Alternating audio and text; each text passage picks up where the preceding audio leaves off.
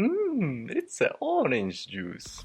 What's up everyone? This is OJ. The Night Witch is completely different from the Witch. Her attack is melee, and she spawns babies faster than the original Witch. The Night Witch spawns within a 1.5 tile radius. 2 bats will spawn horizontally every 5 seconds. This is 2.5 seconds faster than the original Witch. With a faster spawn rate, this is more noticeable because she can start accumulating bats pretty fast. Just like the regular Witch, there's no limit to how many she can spawn, provided that she remains alive.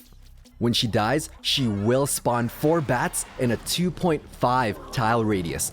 This is what makes her unique as a legendary card. The death spawn is incredibly annoying to deal with and really handy on offense or defense. Knowing her bats split into a 360 formation, planting her directly on top of a baby dragon allows her death spawn to avoid the splash damage for a positive elixir trade. If you plant the Night Witch in the back, the bats fly faster than her, but because the bats have the exact same health as skeletons, they'll die in one shot to the tower, so they won't reach it. She has 750 health, so she's grouped into the mid-tier cards like Electro Wizard, Musketeer, Wizard, Witch, Wizard, and so on. Fireball and the Log will kill the Night Witch.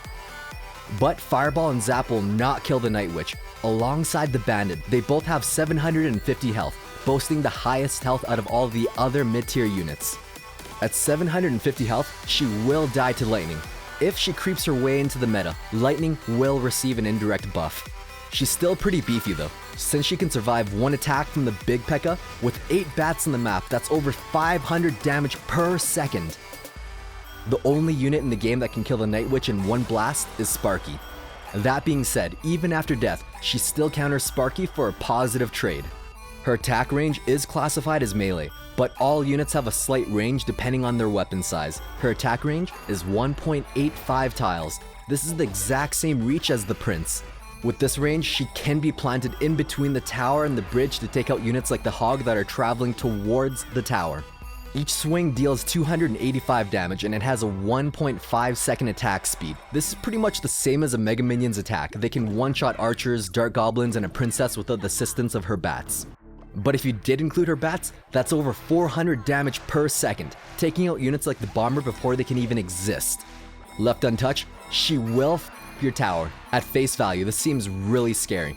But really, a battle ram can also take out a tower. It's not exactly easy to get her to reach the tower with her melee range and her slow move speed. She's pretty useful in both offense and defense.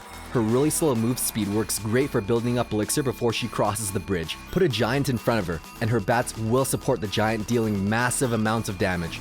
It creates a problem for your opponent because even if they kill the Night Witch, she'll pop 4 bats to continue supporting that giant. Since she doesn't attack air, she'll have trouble against flying units, but just because she doesn't attack air doesn't mean she can't counter them.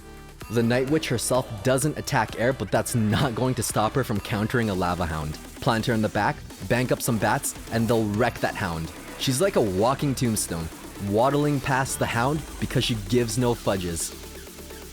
If you want to start off with the Night Witch, there are 2 kinds of placements. If you place her in the very back, her bats will split into both lanes. Splitting comes in handy to protect both lanes, like for absorbing an Ice Spirit if they decide to push the other lane. If you want to dedicate all of your power into a single lane, it's best to stagger her 1 tile away from the center. This way both bats will path into the same lane, useful for if you need to defend this particular lane. There are a lot of interesting interactions with the Night Witch. Despite her attack focused on ground units, 2 bats are enough to stop a single balloon from reaching the tower. Just like the original Witch, cloning her will produce a clone that can spawn bats. Just like the Lava Hound, she pops bats when her clones dies, so this is a nice indirect buff to the clone spell. She's an absolute beast with her bats, already dishing out more damage per second than a Mega Minion. Plus with 4 bats, that's under 600 damage per second. The only drawback is that the Golem's death damage will kill some bats.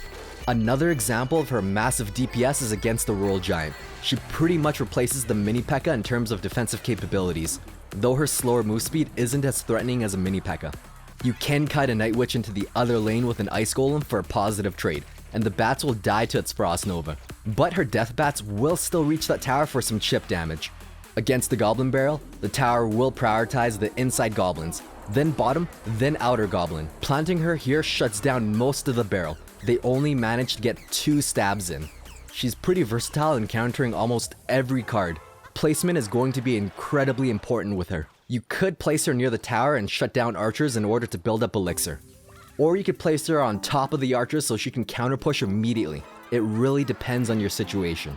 A basic strategy with Graveyard is to pair it with a tank. She does a pretty decent job of taking care of Graveyard. Bats one-shot the skeletons, while she kind of hovers around the area tanking the tower. She's not an absolute counter for Graveyard though. If your opponent has poison, it one-shots the bats and her death spawns immediately before they even get a chance to defend that skill yard. But let's be real, that's a 13 elixir push. You should have more than a witch and skeletons to defend against that. If you have lane control, planting her at the very center isn't that threatening. She'll only deal around 200 damage to the tower. The placement does change everything. If you plant her one tile lower, the King's Tower won't be targeting her while she's loading, and she'll deal over 600 damage to that tower. It's not exactly threatening, but it's kind of like a Valkyrie. You don't ignore them. The Executioner is going to be the best counter against the Night Witch. Not only does it splash all of her bats, but it destroys her death spawn bats. If you're running an Executioner, you most likely have Tornado in that deck too. If that Night Witch is sent in alone, then you can mitigate most of the damage, and you can activate the King's Tower. With her bats, it's a really interesting combination. Her bats move fairly fast and outpace her. It's possible to use her with a giant beatdown deck to counter Inferno Tower. Placing her beside the tank kind of gives him a bat shield. Another really cool combo is pairing the Witch with the Miner. She's kind of like a 4 elixir Lava Hound. With the Miner, this is a ghetto lava tank push. Once she pops, the Miner tanks for all of the babies. If we start seeing decks composed of this, we're going to need to carry Zap in our decks again. The Night Witch is going to be a very interesting card with high health, unique death spawn mechanic, high damage, really slow move speed, and 4 elixir cost. She's definitely going to have a place in the meta. For the rest of the video, I'll be showing one-on-one interactions on how to counter her and what she can counter.